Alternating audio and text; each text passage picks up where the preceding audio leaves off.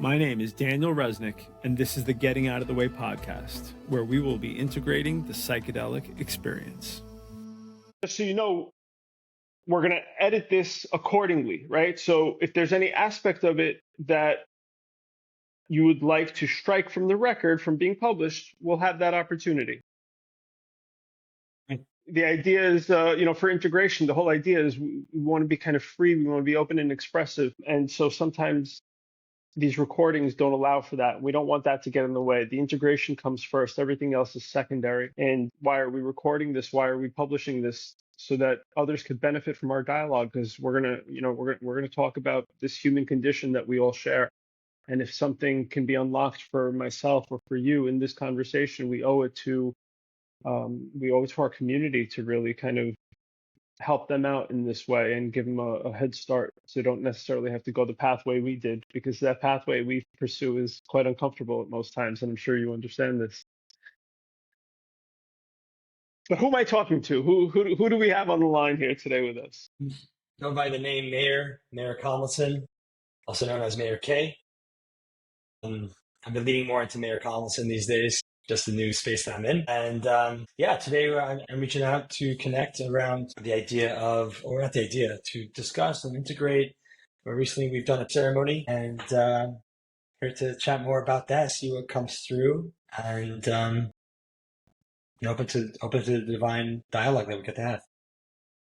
Beautiful, man. Same. I typically just kind of jump into it. We don't follow any formula. We don't follow any script. It's really about tying off any loose ends, answering any outstanding questions, and kind of going at it from an organic way. And so if we reflect back, what is it that we're talking about? What's coming up? What comes up first? It doesn't have to be chronological kind of order. It's what's most present or heaviest. Well, for me, it's sort of vague, actually. For me, what's really coming up is what I wanted to chat about. Is in it, I felt there was a lot coming through it, specificities I couldn't really nail in, but I just knew that this is important.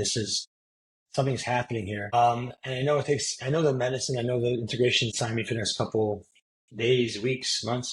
So I'm just trusting that. But I also feel like there wasn't a massive aha moment at some points. That all to say that there were moments where I looked into the fire, and I understood the purpose of ceremony and why that was so important, why they do all the things, and not necessarily I understand the reasons, but I understood that it was all there to hold the space, like everything mattered.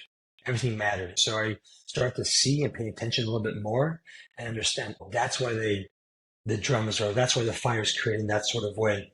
And it was really fascinating, and it brought to me my own intentions, which were around presence and recognizing in my own life how scattered I am, and how when the fire wasn't kept to its perfection, how scattered the fire was, and how it made me not be able to focus on one point. When the fire was created in a certain way, then the flame was in one singular space, and I was able to focus a lot deeper. What was interesting towards the end of the ceremony, there was a moment where I had this desire to share, like someone was sharing, and then I heard them, it sounded like shame in their share. And so I had this urge to, I felt that I sat with them, like, you know what, it's actually right to, so I shared it out loud, like, hey, I think it'd be great if you let that shame be left in the fire. And later on, I reached out to this gentleman, and he said it was all fine and good, but I felt like, and then after that, I was like, oh, maybe that wasn't right for me to say that. And that spurred into a conversation where somebody else reflected back into me saying something about, like, it's not shame. And then someone else said something about the shame. And then it got personal, because this particular person was expressed how that I may have been, that this other man may have stood up and defended me. And I felt hurt by that. Like, I'm like, why? I don't want this person to think that I need someone else to defend me. Like, I can speak up for myself. Like, why is he getting involved? Why is he meddling? So I realized in that moment that my ego was hurt. But also further than that, I was like, why does it matter to me so much that A, what this person thinks, and B, is there truth to that? And is there a dynamic with me and this person that I do care so much that there is maybe an imbalance where I've given much power over to this person, that he has the power to defend me. And so it was, I don't know if I'm speaking super, super clearly, but You are. Yeah. So there was that element, and afterwards, I spoke with that gentleman who what it felt like was attacking me, or it felt like a slight towards me, and we cleared it up, and I was able to get more perspective on it. But that's something that did come up, and still lingers in my mind as to like where I land in that dynamic, and why certain people have, you know, I still have within me a certain, I want to impress, or I want to someone to like me, right? There's still in that in me, which I think that whatever everyone, yeah, it naturally has. It's very natural. That's very natural. Yeah. Yeah. Other than that, Well, we don't need to go further. I think you put a lot on the table just now for us to kind of explore. So if you're okay with it, we can kind of dig into it a little bit because there's something very beautiful in what you expressed. And it's this natural inclination that we all have as human beings to want to be recognized in a certain way. And you kind of identified it or associated it with ego. And that's a tough word for people to swallow because it's a very loaded word, has a lot of meaning to it. But I like to make it a little more digestible by calling it identity because we could all understand how we have an identity, how we identify with self, how we identify with the world, how we identify with others. And that all gets aggregated into this one identity that I call me. And we all want to show up in a certain way, especially those of us with really big hearts, right? We want to know that we're taking care of people. We want to know that we're communicating appropriately. There's plenty of confusion out there. The last thing we want to do is create more confusion, especially with our words. And we know that these words are so sensitive that they convey so much meaning that if we use them inappropriately, we can get people very confused. But those of us that are kind of in this space working with others, we want to make sure that our words dispel confusion, to take confusion away, to reveal that kind of grander truth behind the scenes of our thoughts and our words. And so it gets very sensitive. It gets very challenging sometimes to thread the needle, so to speak, with these limited words that we have, because so many of us get caught up in the words, but the words are really just trying to convey meaning. They're pointing at something. And as we're using this device of language to point at meaning, we have a sensitivity around it before it even hits the conscious level of perception.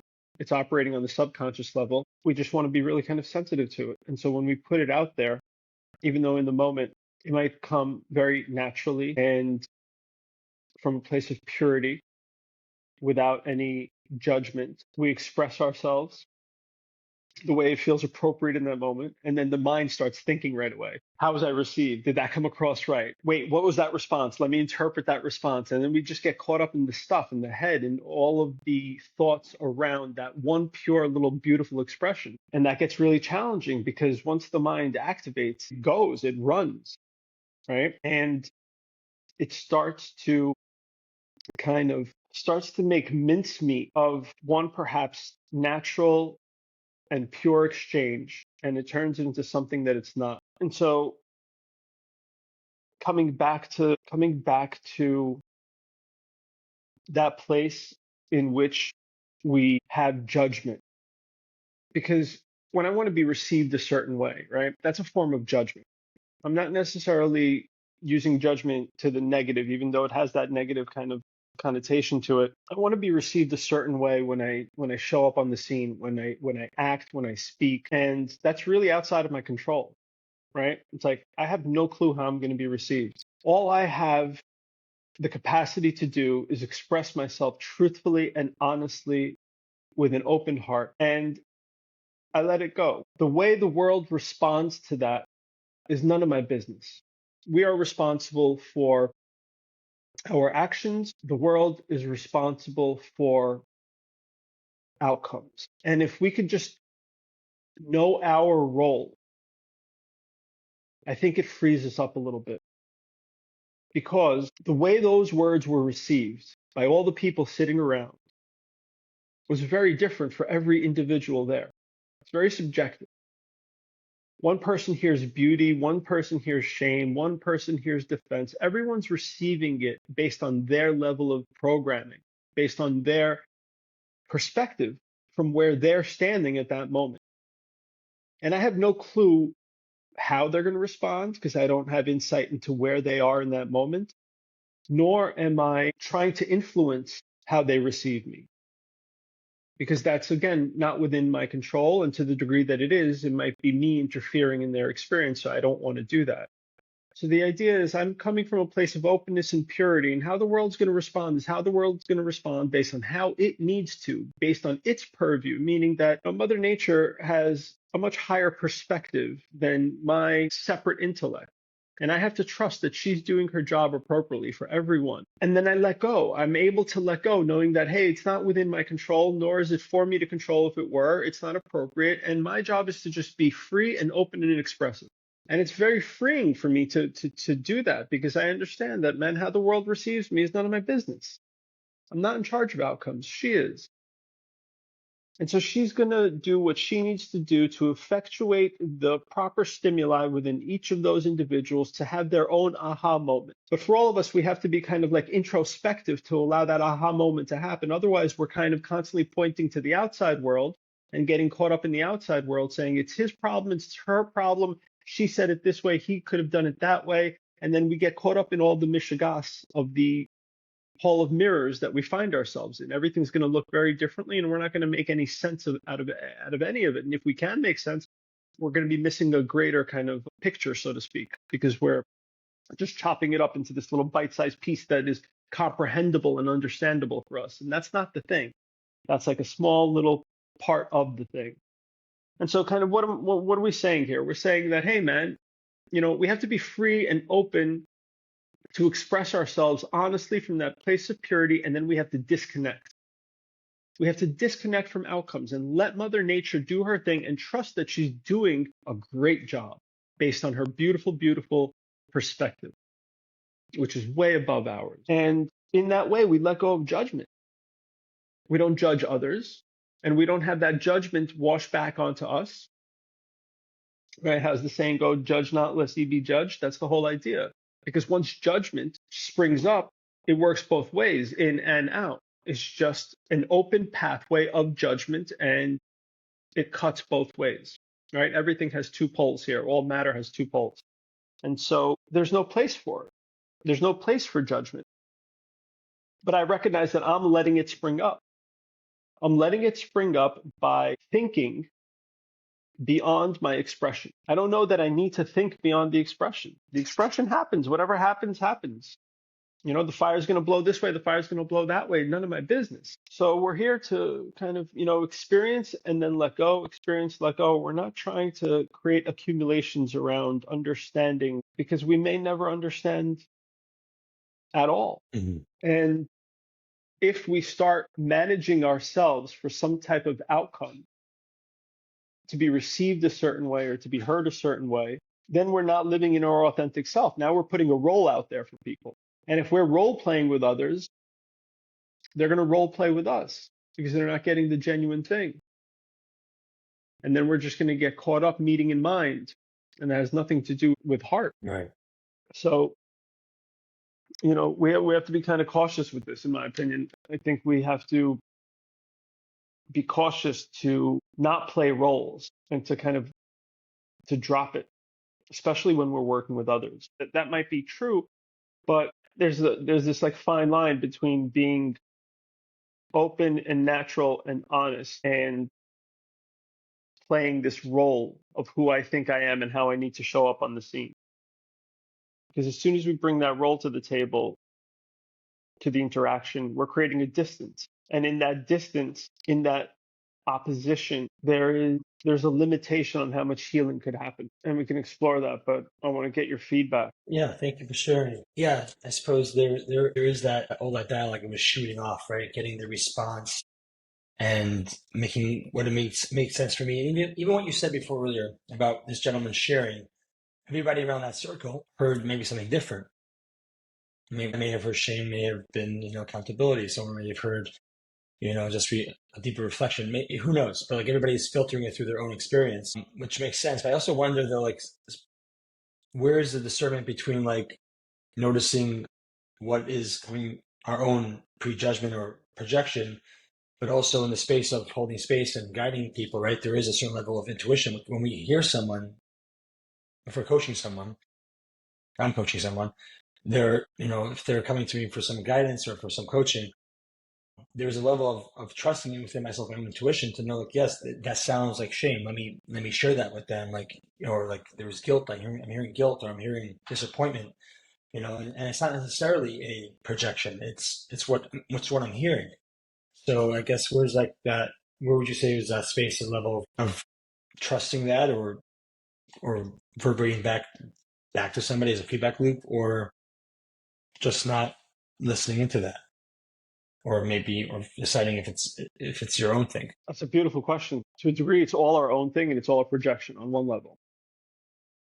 And that's kind of the integration. That means everything that's going on is teaching me something and informing me. I'm not here doing anything to anyone else. This whole thing is happening to me. I'm the only one here. That's one way to play the game. That's one lens that we can look through that helps us integrate life at large, to free us up and clean us out. And the more we get free and the more we get clean, we can better provide a reflective surface to others so they could see themselves. Because the real coaching, the real guidance is turning someone inward to show them that all the answers are inside them. Because if they're coming to me for answers, we have a problem. What happens when I'm not around? And then it trains them on needing to find answers external to self. And then they're going to start this wild goose chase of thinking the solution or the answer or the enlightenment is out there somewhere. And we can't let that happen. A proper guide is just a mirror, reflecting back onto the individual so they could see themselves, so they could kind of plumb their own inner depths to free them up from this outside. And so if we use the outside properly, we use it as a mirror to work me out. And the more I allow that to happen, the more of myself I work out, the more reflective the surface becomes. And then anyone that looks in the surface is just, or at the surface, is just looking at themselves. And so there's a fine balance, as you identified, something comes up and somebody says something and you need to be able to kind of, help them reflect or reflect for them to help them kind of look inward. And that's going to require some of these words again, which could be very confusing and create confusion. So we have to be sensitive. And so I recognize that, I'm not doing anything to anyone or for anyone. This is all me and my workout. And I'm going to share my perspective of self with other individuals. I'm not going to tell them about them necessarily. And in that process of me exploring me freely, openly, honestly, without judgment, without role, I find that the individual opposite me feels more comfortable doing the exact same thing. And then they could put their role down. And once that role starts coming down, the truth that's inherent within them becomes revealed to them because it's no longer being blocked by an idea of how they need to show up or what they need to say or what they need to learn or how they need to be guided. And so the answers come up spontaneously from a place of kind of inspired thought that's behind the role. So the only thing we need to do is get comfortable putting our own role down so other people could put down their role. And once they could put down their role and limit the noise up here, everything starts to rise up. And so it's a very sensitive place to find ourselves in when we are, quote unquote, helping others. Because as soon as we take the position that I am helping someone else, there's an inherent polarization there. I'm the helper, you're the one that needs help. Right there alone, we're on two opposite sides of the table. And right there comes paranoia. Because wait a minute, if I'm the person needing help, and that's the person helping me, and we're playing these two roles, how should I show up? What should I say? On both sides of the equation. And then we start to get caught up in the head thinking about what the next word is and thinking that we're doing something or thinking that we're supposed to be receiving. And then the mind just flares up. And once it goes with the whole package. Like the train leaves the station, it comes with all the carts that are hitched to it. And then it's very hard to kind of come out of that space because it's moving very fast, to drop down into the heart and to take another breath and to kind of just let this natural process unfold, because I've just gotten caught up in the whirlwind of my mind. So when we get together, we're not doing anything to anyone else or for anyone else. As counterintuitive as that seems in the society that we live in, where we have doctor, patient, teacher, student, we have all these binaries. There's value there, but then there's a trap in there as well, because we're never dropping our role to really be free with one another and really just be open as a self, not doing anything to anyone else. Just saying, hey, man, I'm here like you are here. Just integrating this human kind of experience that we're having. When I say integrating it, meaning integrating the physical humanity and the spiritual that we are, and finding the balance point between those two spaces and places, so that way we can just kind of embody that quality of inhabiting this human form but not being human, and allowing the soul to kind of really drop in here and merging these two places. So in order to do that, we have to be free from roles. We have to be free from the judgments that come with the roles. We just have to be open and honest and say that, hey, man, between these ears, behind these eyes, I'm the only one here. Like, I'm literally the only one here. And so this whole story, this whole design is set up for me, to work out this role, to work out this programming, this conditioning, so that thing up there that we point at can drop down and use this vehicle the way it was designed. Otherwise, my head just blocks that from happening. And I'm a kind of conditioned program robot of sorts, whether I realize it or not. And so this is a personal workout. So understand that when you're meeting with someone else, when I'm meeting with you, when any of us are together in community, in conversation, we need to respect that, yes, there's a physical outer dimension to this, but if we read it right, it's supposed to act like a mirror to reorient our focus in here. And that way, the person that I thought I'm there to help, they're actually helping me. And then we can meet on the same page, on the same plane, on the same side of the round table, so to speak, on the circumference of it together, as opposed to being polarized in these roles. And from that place, the natural thing is going to happen. Whoever's going to get what they get and see what they see is going to happen. It's going to happen without anyone doing it. It'll happen naturally. Even though we might, in the mind, think that someone's doing something to someone. That's more of that noise when this thing activates. Does that kind of Yeah, it does. It make does. sense? Absolutely. It really does.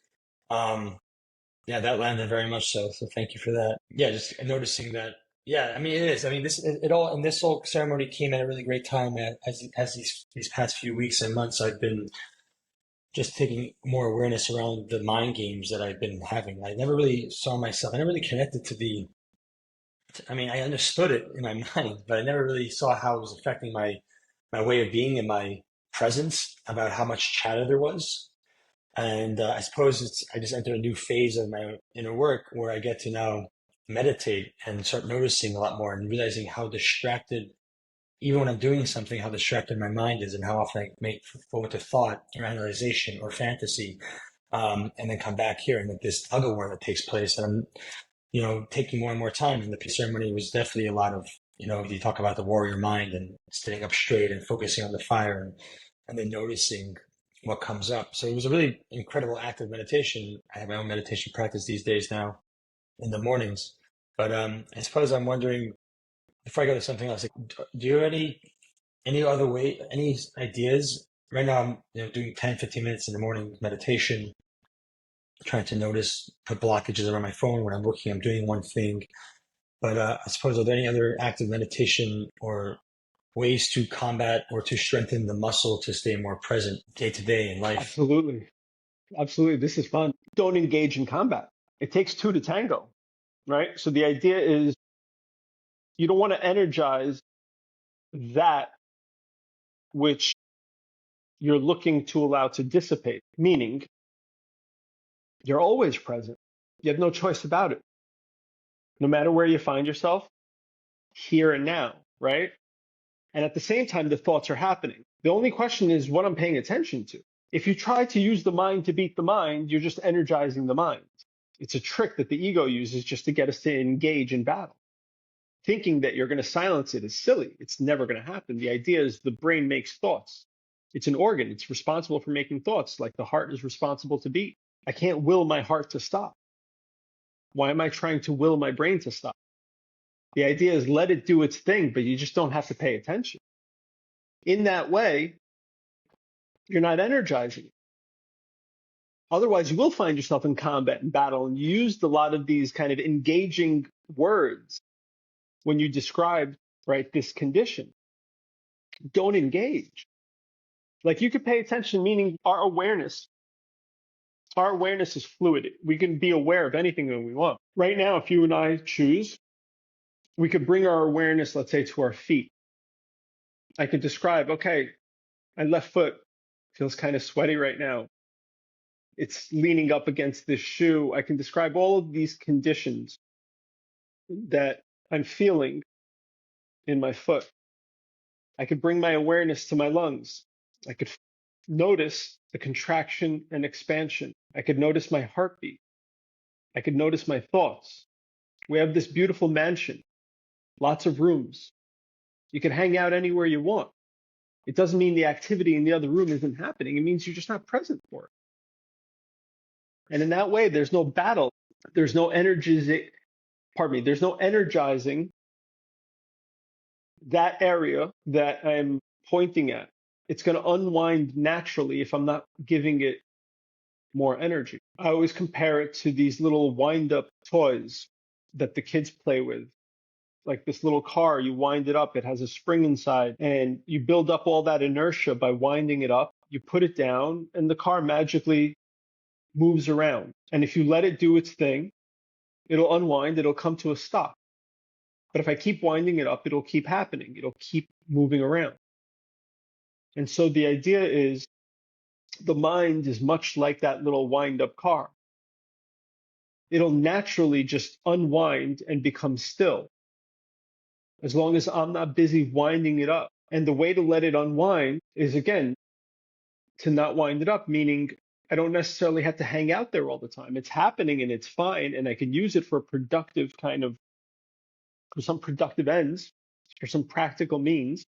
But if I'm not doing that, as an example, I could hang out, me and you, if we weren't required to talk right now, we can just kind of hang out with the breath for a little while. And what's going to happen is the mind's not being fed.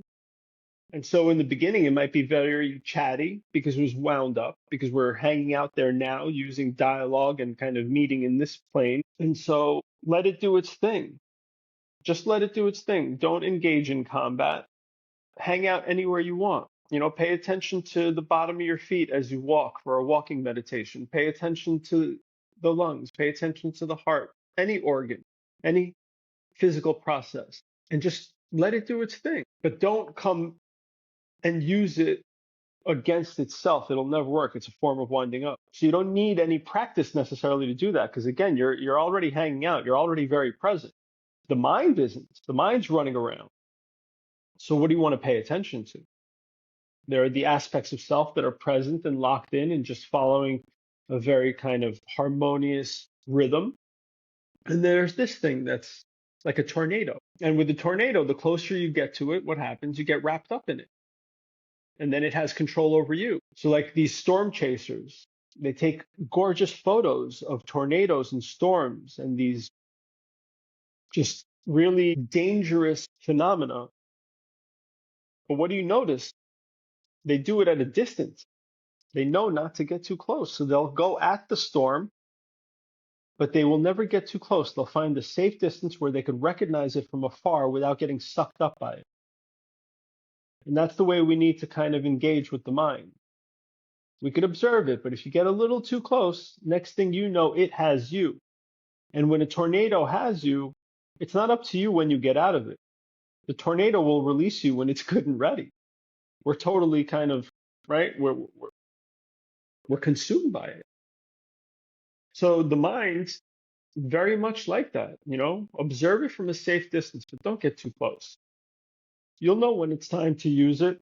You'll know when it's time not to. But by not getting too close to it, we don't give it the energy that it wants and needs to keep perpetuating itself. And in that way, it slowly, slowly, slowly starts to unwind and get more still, and then fall in line with the rest of the body that's very, very present. But it's an undoing of sorts. I don't have to do anything about it. I just don't feed it. So is the practice of meditation then to practice for a person how to recognize, just to recognize the to how not to get close, essentially, just to notice the patterns, Safe distance. safe distance? That's one. Yeah, that's one way. But for everyone, it's very different. So to have this be meaningful, we have to be kind of here, present, me and you. For another person, it might be a totally different response. It's not my business. I don't know. Right? Like I don't know. But I know in this particular moment, given what we're discussing, what we're dealing with, it sounds like that's the appropriate pathway. And that's, I think, pointing at the meditative state, not a meditative practice, so to speak.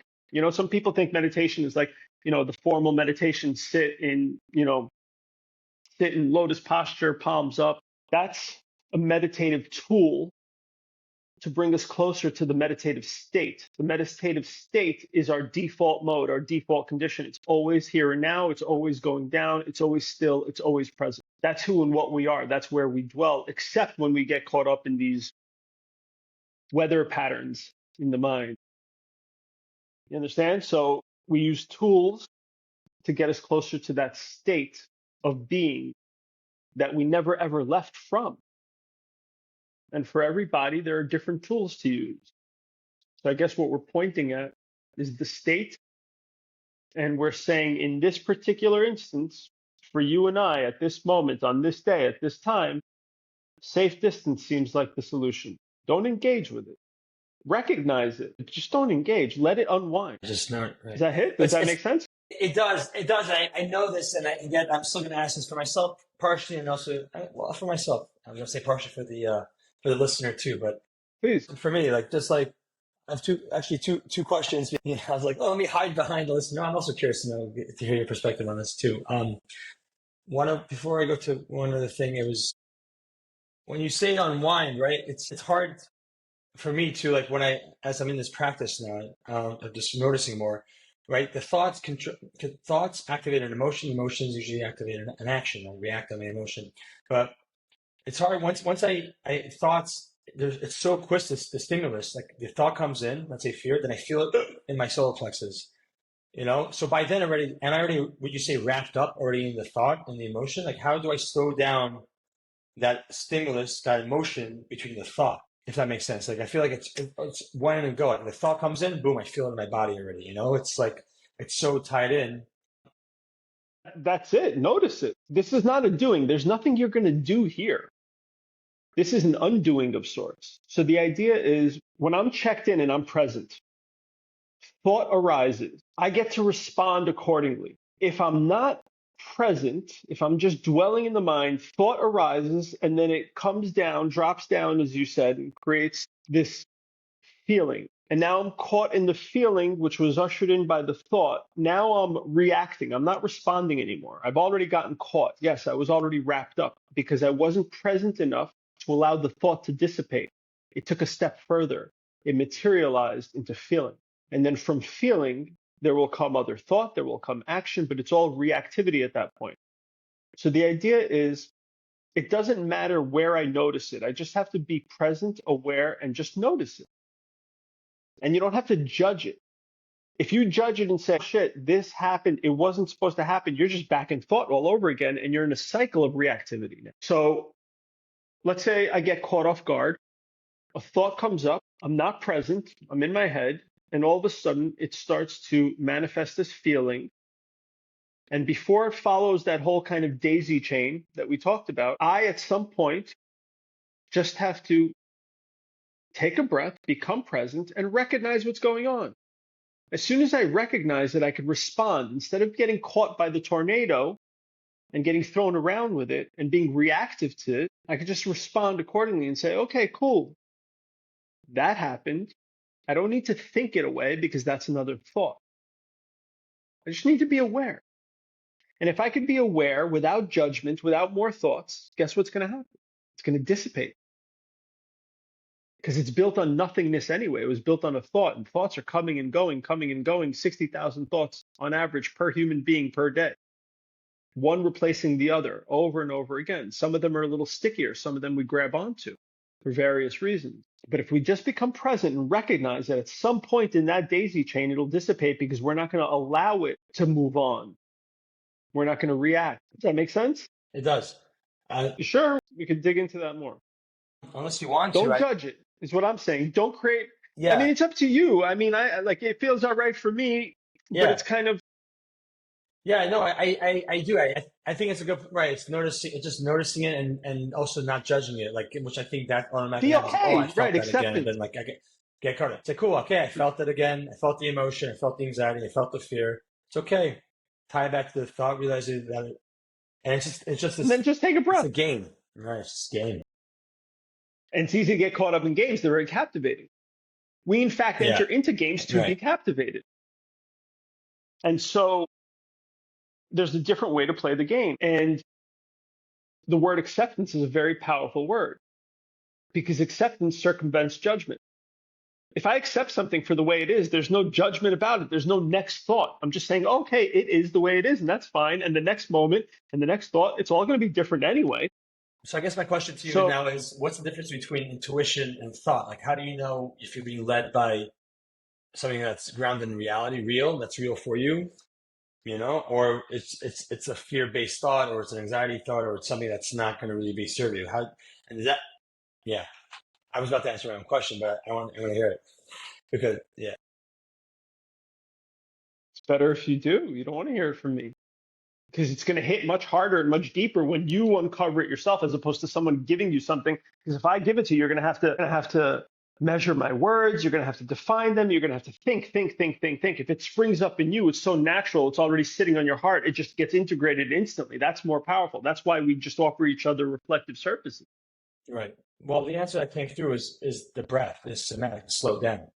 Like, that's how I would, which I literally did last night. Like, I was caught up in thoughts and I went to a breath work and I came out more clear. So, like, it's interesting also how I wanted to. There's still this inside me that's, tell me the answer, right? There still is like, I had the question, but I had the answer inside. And that's when the answer for me, I would say, is to answer my own question.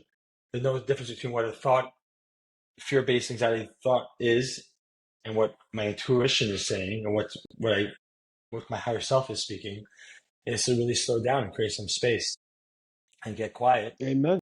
And then follow that. If it's a reactive because of a thought, most probably it's not the higher self-talk. And look how cool that happened. First, there came the question, and without sitting with it, thinking your answer was going to come out there, you grabbed for an answer out there, paused for an extra second, and then boom, right behind the question came what? The answer, meaning the answer was already in you. The question is what allowed the answer to rise up. Now, had you sat there without articulating anything, the question was the catalyst for the answer, which was already in you on your heart to rise. All you needed to do was slow down. If you would have slowed down, you never would have asked the question because the answer would have hit you like a ton of bricks, releasing you from the question, furthering your connection inside, knowing that, wow, I am whole. All of these answers are in me. In fact, there could be no questions if all the answers are inside. All you had to do was slow down. That's it. But we're moving so fast and the mind has us on such a hook and it's reeling us in that we don't even allow that intuitive self to spring up and rise because we're looking for something out there and we're looking for kind of instant gratification because that's how we've been trained up. So how crazy is that? Like if we just slow down a minute, when the question comes up, it's bringing with it an answer. We just need to be able to kind of sit there and meditate on it for a moment. And when I say meditate, I'm saying to be single pointed with our concentration on that which is rising, okay? To be single pointed with our concentration, like when we were staring at that fire, just present with it, right? To be single pointed, it's teaching us how to be single pointed with our concentration. And should we apply that laser beam of perception to anything, questions will kind of flourish like a flower, bloom open to reveal the answer that's already hidden within the question. All we need to do is take a breath, slow down, stop rushing. Mother Nature doesn't rush, but everything gets accomplished. Yeah. It's this thing that's moving so fast. Right. Then that's when, if I'm focused on work, that becomes a meditation, or focused on learning a guitar in that moment, that's a meditation. All these become active meditations if I'm honed in and just fully focused. Right. Just present. Just present. Focus also, a tricky word. When we focus on something, somebody tells you, focus, focus, you start to squint, you start to strain, and then things get kind of bent out of focus, so to speak. Mm. So it's just presence. It's so easy because focus is a doing. If I tell you focus, that means you have to do something. If I tell you just be, there's nothing to do. It's counterintuitive. So in this way, we're kind of dispelling confusion instead of creating more confusion, thinking that there's anything to do in the first place. There's really nothing to do in presence. But in focus, there's something to do. In trying to get the mind to still, there's something to do. In trying to help someone, there's trying to do. Too much doing, because doing requires mind, so it knows it's a back door for the ego to spring in, for there to be a doing, or a needing to do, or a doer. It's how the ego jumps in. It's very tricky. It's very, very, very smart, very ancient. So the idea is in present, in being, there's no doing, there's no doer. It just is. I don't have to do my breath. It just happens. But here, there's this illusion of the doer, the doing, and what needs to be done. And that goes back to your previous question about, kind of where's that discernment between intuition and intellect? Well, if the intellect peters out, what's left? Pure intuition, pure knowing. In that state, some of us, we call it the flow state. There's no thinking in the flow state. When an artist is, just expressing something that's coming through them, or an athlete takes that jumper with 1 second left on the clock and he hits the bucket. And in the post-game interview, they say, what were you thinking when you took that shot? He would look at them like they have two heads. Like, what do you mean, what was I thinking? There's no time for thinking. You can't figure out the geometry of the angle, the physics of that shot. It's too much computation with 1 second left. They just release, they surrender, they put it up. The artist just lets it flow. There's no thinking at all. And yet everything happens. In fact, not only does everything happen, it happens in a pure magical way where everybody's like, oh, wow, look at that. How did they paint that canvas? What were you thinking? How did he hit that shot? What were you thinking? You're like, no, you don't get it. It's a place of surrendering the thought where the purity of action can come through, untainted by the egoic conception of the doer. So in that place, you can't even think about what the discerning line is between intuition and thought. Because if you're there, you're already caught in thought. You'll never hit the flow. The idea is, again, counterintuitive, especially for the way we were raised and trained. It's counterintuitive. It's like, let go of the thoughts, watch what happens. You say, what do you mean? If I let go of the thoughts, how am I going to handle my responsibilities? How am I going to do anything?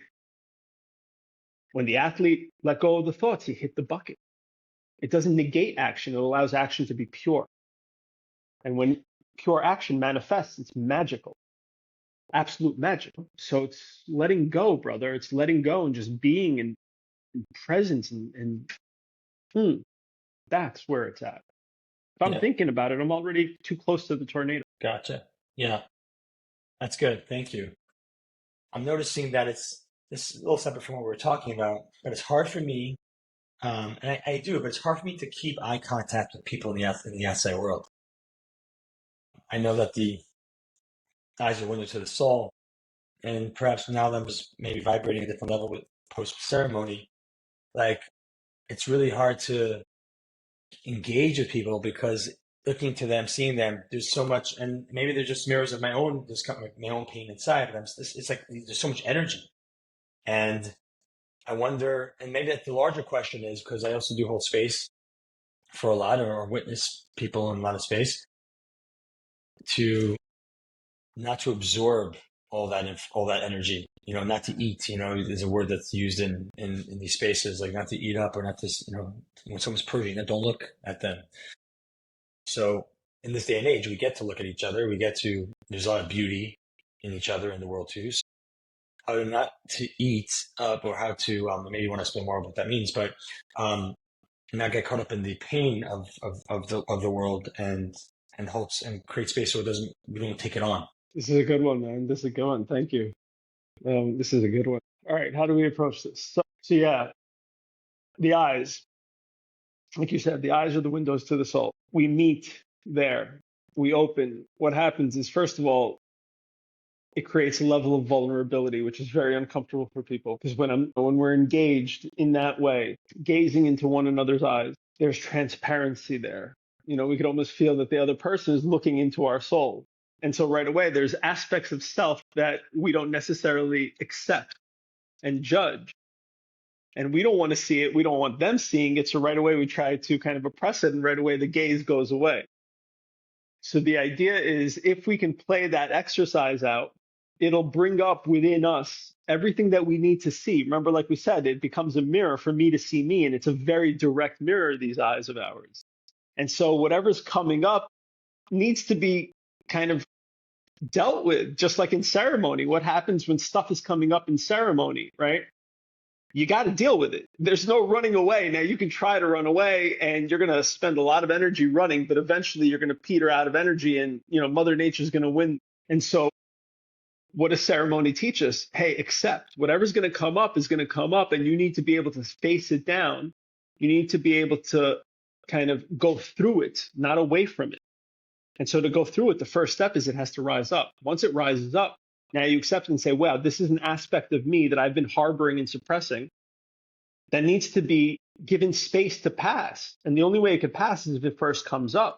So once it comes up, and once I'm able to kind of stare it down, I can go through it and it can dissipate. Now, if it doesn't come up, that'll never happen. So the idea is, when we lock in gaze, all of this stuff starts to come up. It's very important to look at it, see what's coming up, like maintain that gaze, but it'll become introspective instead of extrospective. Is that a word? Extrospective? I don't know. Anyway, it's a beautiful opportunity to see the self.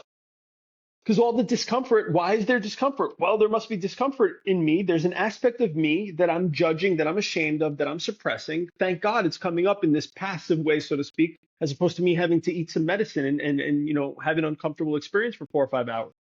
So the idea is, allow that to happen and just be present. No judgment, no thought about it. Like we said before, just let it happen. Let it unwind. It's a beautiful process. If it's coming up, that means it's ready to go. That means it's no longer suppressed in me. That means I get lighter and I get healthier and I get cleaner and I get clearer. And then I can mirror that much better for the other person. But if I'm busy suppressing and repressing, what do you think is going to happen to them? Probably the same thing. So if there's stuff coming up, let it come up. The only reason it's dark is because I've put it away into the closet. I didn't want to look at it. So something happens when I'm a kid and I'm not prepared to process it, not prepared to deal with it. I don't have the tools. I don't have the resources. I don't have a guide or a guru or a custodian or a parent near me to help me process it in a meaningful way. So what do? The logical thing is, I'll put this away for later. And I put it away for later. And then later never comes because it's always now. And so more stuff comes up, meaning other moments just like that are uncomfortable. Now, I had this historic record where I was younger and I couldn't deal with it. So I put it away, I put it in the closet, and I'll deal with it later. And so I create a pattern of doing that. So now I keep putting shit in the closet and keep putting shit in the closet. And what happens is, the closet, it's dark. There's no light in there. It's a form of suppression, a form of repression. So there's no light. So everything that's in there, everything that I put away, they might have been these tiny little things that I had to deal with, but I couldn't deal with them. So what happens is, everything is organic in a way. Everything, if you feed it, it grows. So I put it in the closet. There's only darkness and shadow in the closet because it's not in the light of my conscious eye. It's in my subconscious. That's how we create a subconscious, by putting it away. That's how the subconscious forms. And so we start putting things away into this dark closet, and these little things start eating what they have to eat. What do they have to eat? Darkness. So they start consuming darkness, and they become what? Dark. And there's no light in the closet. So there's further darkness, internal and external. So all of these shadows, these aspects of the self that are hidden, the shadow self, we call it, is just that. It's when it finally has an opportunity to rise up, it comes up as shadow. Not because that's what it was originally. Originally, it was a beautiful little gem, a piece of light that was going to teach us something. But we couldn't handle it, so we put it away. We put the light into the closet, into the darkness, and it fed on darkness. It got dark. And now when it finally springs up, whether through a gaze, whether through a ceremony, through whatever means, it's supposed to come up. It's going to come out because we can't hold on to this stuff forever. So it's going to come out one way or another. So when we give it the opportunity to come up, whether we know it or not, again, taking medicine is a willful way to allow it to come up. But looking to someone's eyes might be kind of a passive way that we're like, oh, I didn't sign up for this to come up right now. Let me look away. Let me change the subject. Let me put on a role. So what happens is as soon as we recognize this stuff coming up out of the shadows, it's going to come up as darkness, meaning it's going to be uncomfortable. It's going to look ugly. It's going to be like something that we don't want to deal with. But we created it. We made it dark and ugly by putting it away.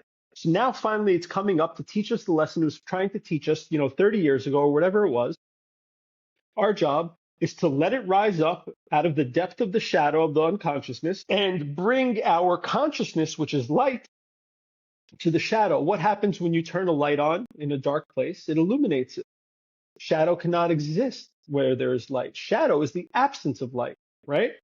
So if our conscious mind is like this laser beam, this light of sorts, this candle, whatever you flame, whatever you want to call it, it's a light. Our consciousness is light. We are aware. It's illumined. Our unconsciousness is shadow, darkness. So as soon as we point or allow the shadow to come up into the light of consciousness, it dissipates. And they're like, oh, we're like, oh, it wasn't even a thing. Wasn't a big deal.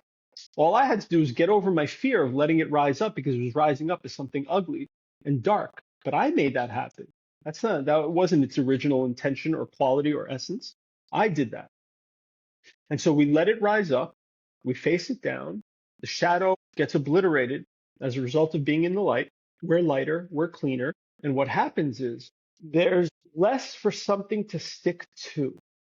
And you identified it as eating. What did the shadow need to eat? Something of like quality. So it eats shadow. So long as I have shadow in me, it eats more shadow because its opposite is its death. If the shadow eats light, it's gone, right?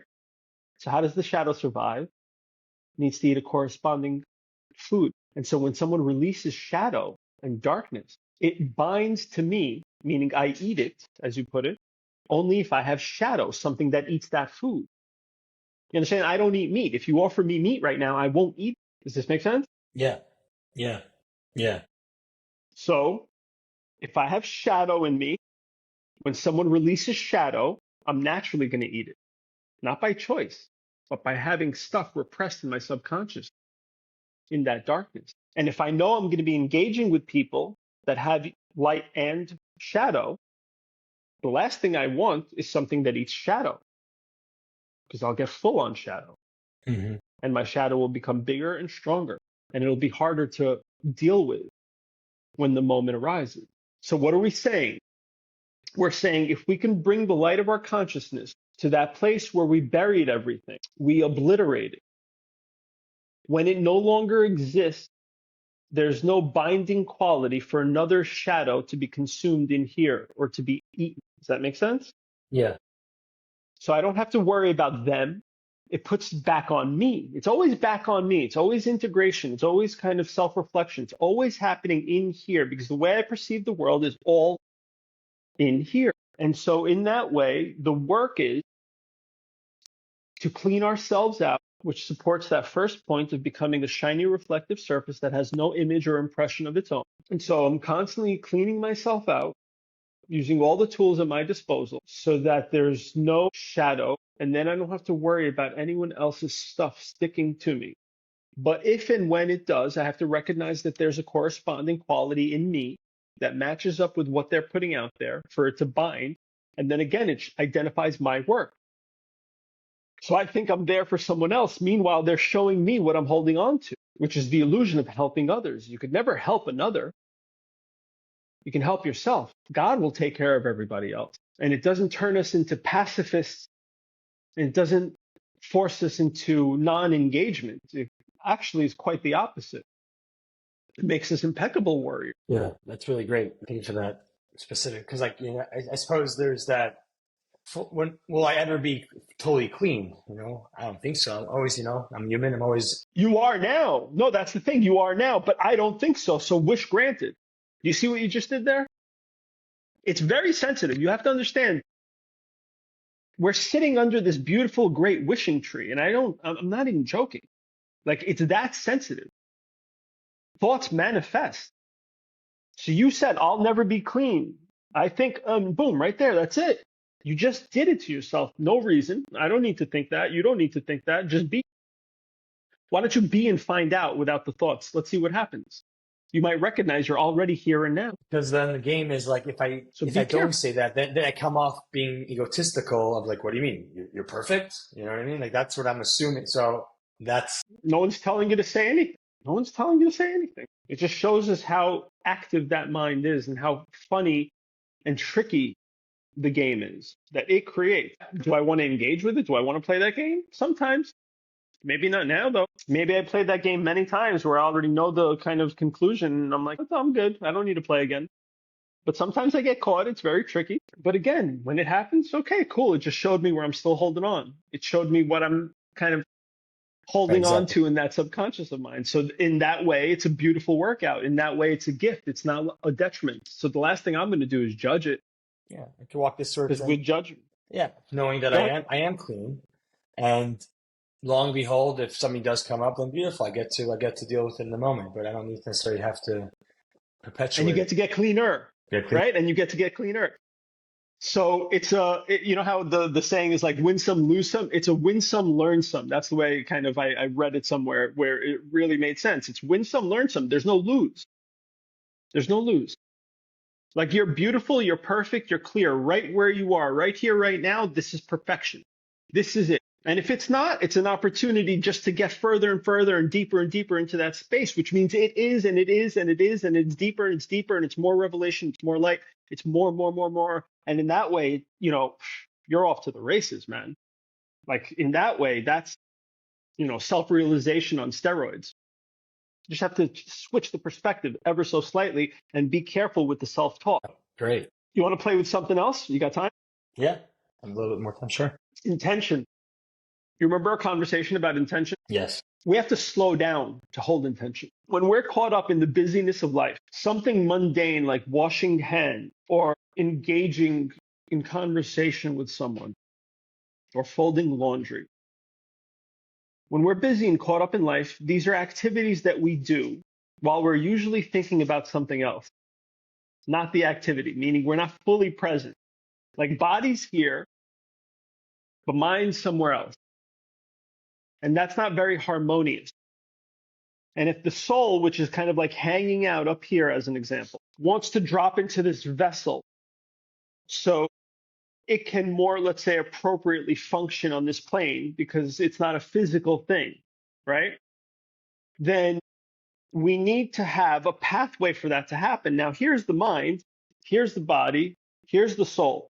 The soul is ever present and wanting to drop into the body. The body, a vehicle, a vessel, is ever present in the here and now, feet on ground, not going anywhere, ready for the soul to be dropped in.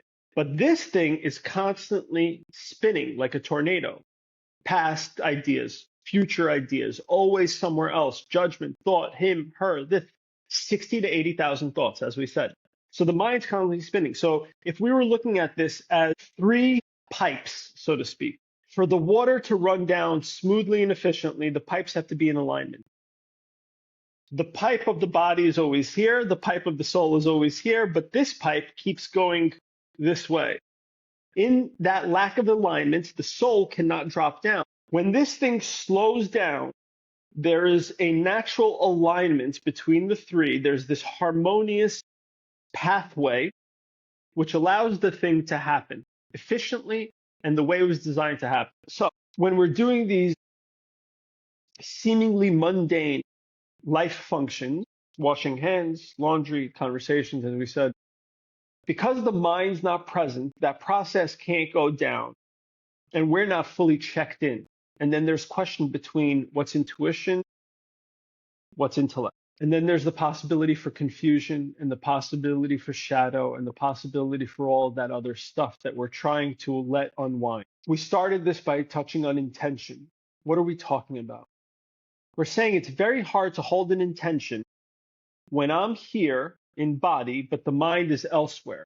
We're running around. We're running around in thoughts. And then we're running from one activity to the next activity, thinking about the next activity. So we're never, ever fully present, even though the body is and the soul is. For us to have an intention in everything that we do, we have to slow down. If we can slow down and just be really present with just folding laundry. See, it seems boring at first, and it seems like an action I don't want to do. And I'm thinking about, let's say, going to the amusement park, which is really where I want to be. And that's really where the fun is. And this is boring, folding clothes. And this is something I don't want to mess with. And so I'm not really present. But the idea is, if we can slow down for a moment and recognize maybe folding clothes isn't folding clothes, if we hold an intention, maybe folding clothes is meditation. If I could hold on to my intention while I'm doing the folding of the clothes. Now, what's my intention? And so what we touched on the other day was, hey, maybe, a multitude of intentions isn't the right way to go. Maybe it's holding on to one underlying intention that addresses all of the other potential intentions, that allows me to build momentum with that one intention and allows me to use it as a transformative tool to turn folding clothes into meditation. Maybe if I could just hold and work with that intention and just be really present with it, maybe this thing, without switching from one intention to the other, constantly looking for something else other than what is, maybe this thing has a natural way of slowing down because it's not needed. Meaning, if I'm holding one intention, I don't need my mind to formulate other intentions. The mind is rather unnecessary at that point. I keep reminding it like a mantra almost. Intention, intention, intention, intention. This one intention, I'm saying intention as a placeholder for, let's say, my one intention that I walk around with. So the idea is this. We hold on to that one intention. It creates an effect where I don't need the mind racing, coming up with next intention, next idea, next thought. I hold on to that one intention, and in order to hold on to it, I just have to really slow down and be present, not let the mind run away. And as I hold this intention, whether I'm folding clothes, washing hands, or speaking to someone, I become more and more present. And when I become more and more present, all those seemingly mundane actions get transformed into something spiritual that fosters my intention. And then this is how we build momentum, by working with one. Imagine when we're in college and we're trying to determine what our career is going to be. The first couple of years, we're going through kind of almost a liberal arts program. We're touching everything to try to figure out what it is that sticks. And then we start focusing, in our junior and senior year, on the core skills and competencies that we're going to need to develop to actually pick that one pathway. It would be very hard if we keep switching our major. We'll never develop the momentum that we need to really kind of foster our ability to own any one particular discipline. And so with intention, it works the same way. If we're constantly switching intentions, we never have the opportunity to kind of build up momentum around that one intention because we're constantly dropping it in favor of the next one. Well, today I want to heal. Tomorrow I want to be a healer. The day after that, I just want to chill. The day after, and so forth and so on. And so Mother Nature could never kind of thread the needle for us. She could never supply us with what we need because we're constantly switching courses along the way. And so the idea is, man, if we can hold on to one intention, and in order to do so, we just have to kind of slow down a little bit and be with whatever is going on, whether it's laundry, whether it's washing hands or having a conversation. We just have to be present with that one thing and not think that it's inappropriate or judge it or say, I want to be somewhere else or this is meaningless. Maybe it's meaningless to the degree that we don't have an intention. Maybe if we hold on to our one intention throughout all of these activities, we end up building momentum, and those seemingly mundane activities end up revealing, let's say, an inner quality, because we have to sit with it to watch it flourish. We have to, let's say, again, kind of be single pointed with our concentration to allow it to manifest from its kind of external representation to reveal something deeper. We have to allow time for that flower to blossom, bloom, and open up. And so we just have to hang out with it. We don't have to do anything. We don't have to peel the flower open. We just have to be present. It will do its thing. So maybe if we slow down and hold on to that one intention and just watch what happens, then all of these kind of seemingly mundane moments turn into something spiritual that helps us build momentum around that intention and allows Mother Nature to assemble the appropriate package to send our way to kind of allow it to really take root.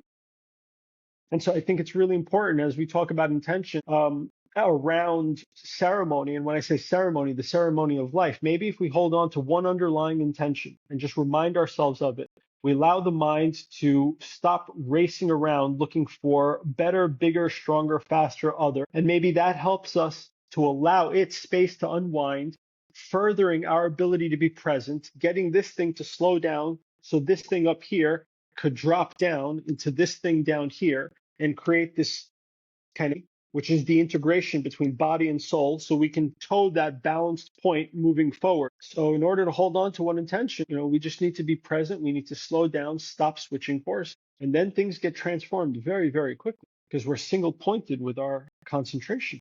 And then maybe there is nothing mundane.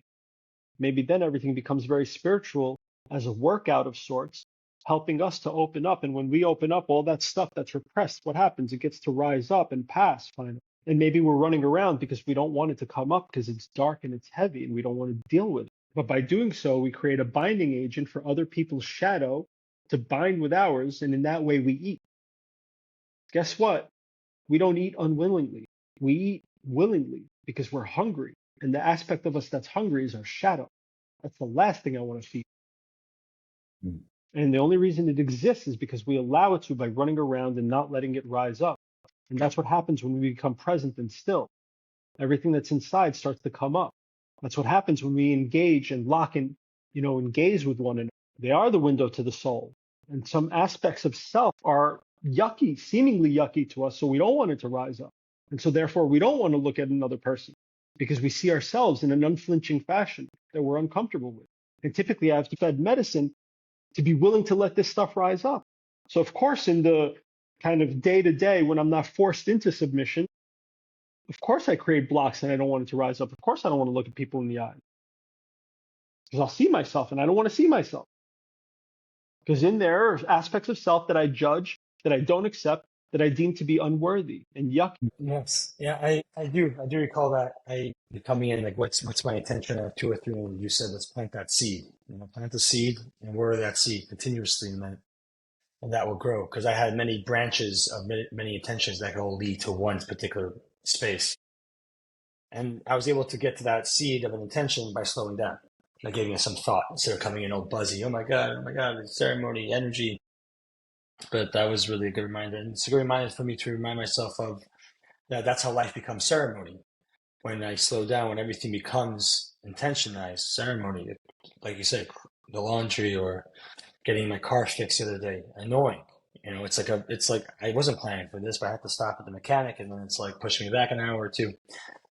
Can I just be I'm on my phone? I'm trying to do other things that it's happening, and I got stuff done. So there is that part of me that's like, oh, you were productive in this hiccup of a day, and at the same time, yeah, can I just be present for it and just like notice, just pay attention and notice and engage, and yeah, thank you. Thank you, man. Thank you. By sharing perspective, we help one another see. So remember, when we're in ceremony, there is no mundane moment. So if we recognize life as ceremony, when I'm at the mechanic, I'm not at the mechanic. There's something special going on. The only question is my perception and ability to see past the superficial layer of things to the deeper aspect of what's going on. Again, if I'm present, I'll watch a flower unfurl. If I'm running away, I'll never see it unfurl. If I think there's something better or bigger than being in the mechanic, then I'm caught because life brought me here for a reason. And I think I know better, and so I'm trying to run away from the place where life brought me. I'm basically saying that, hey, God, you don't know what you're doing. And I'm rejecting him. How crazy is that? I'm literally rejecting divinity because I think I know better, because I don't want to be at the mechanic. Who said this isn't exactly where I'm supposed to be? To see something I'm supposed to see. But I'll never see it if I'm looking away. I'll never see it if I'm running away. So don't think there's anything mundane about this process. You are in ceremony. You never left. What makes you think you did? What makes you think ceremony was closed? Who told you? Because you don't feel something? Because you don't see something? Who told you ceremony ever stopped? We have to understand that life is ceremony. Life is the medicine. But it's so subtle that we can't pick up on it. So we need these dense medicines, like plant medicines, just to wake us up, to remind us, hey, that same protocol that you were using in the plant medicine ceremony, that's just a teaching for you to take that and apply it to the ceremony of life, because that's where you find yourself. You've forgotten. Yeah. We've forgotten that we find ourselves in the ceremony of life, and we suffer life as a result because we don't see it as a celebration, Right. because our mind tells us otherwise. Yes. This is yucky. You don't want this. We can do better. That's the mind. That's the ego just looking for energy. Because in the present moment, there's no need for mind, and it dissipates, and it doesn't want that. It wants to eat like everything else. It wants to grow like everything else.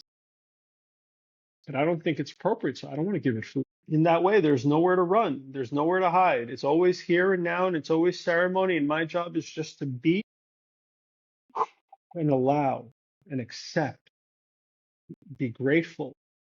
And in that comes joy. And imagine if we can bring joy to all these moments, no matter what they look like. Imagine the illuminating power that could have on self and the quote unquote other. In that type of light, no shadow can exist. And then from that perspective, any shadow that comes gets obliterated. So it's like, bring it on. Powerful light knows nothing about shadow. Because again, shadow is the absence of light. The light doesn't have to do anything. It just has to be. Understand? The light has nothing to do. Yeah. Yeah. I think the last bit of just reminding of the ceremony never ended.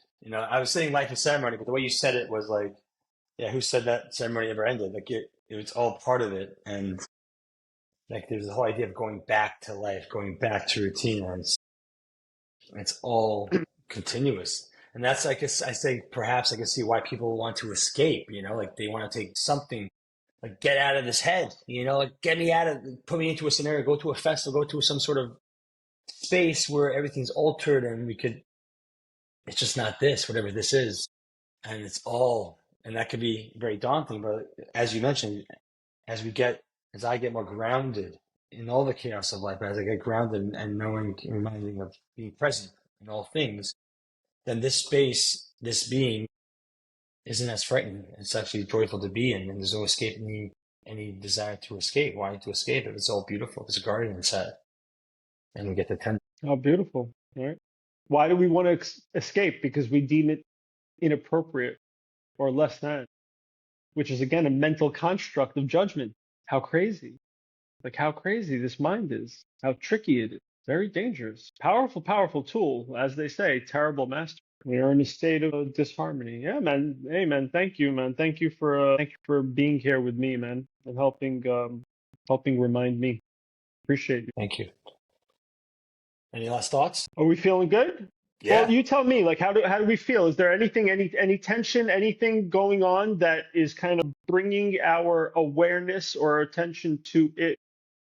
Or are we feeling cool and clean? Yeah, I'm feeling good, feeling clean, they're beautiful reminders to implement throughout my day today. Just it's rehearing the messages in different ways, and this was done in a very clear way, and another beautiful reminder. I'm like, yeah, okay, got it, great, good to know. Presence, mind, the game, active meditation. Be careful, what's being fed, what am I saying, what am I hearing? Just all the things. It's right here. That's right, sir. I'll say this last workout. Yeah, I'll say this last thing. I think I was worried. I think there was a part of me that was, I was like afraid that I wasn't remembering all the details of the ceremony, but recognizing that now that it's all ceremony, like it never ended. That it's all present. It's all here. It's all inside me. Like all that I experienced and felt and thought and realized. So maybe right now I can't particularly fully articulate it to you. It's all here. It's not like it's tucked away in some, backyard corner a week ago. It's all inside. It's all here. So I get to carry it and it'll come forth. And I'm reminded that last night after my breathwork, the facilitator who I've been going to, she even mentioned like, hey, you seem different. I was like, what do you mean? And she's like, yeah, you just seem a lot more grounded and present than I normally experience you. Which was also, oh, okay, got it. Like maybe I don't have something to say over witty that I experienced from a download from their ceremony, but just there is something has shifted and changed within me, and I get to nurture that more and more. So that was a good reminder too, and the conversation just solidified more of that and reminded me a lot about the ceremony which I did take place, which was around presence and being and noticing and paying attention, which is life. Absolutely. What is it, like 85% of communication is nonverbal. So maybe it's the vibe that we're putting out there that trumps these words that we think are meaningful.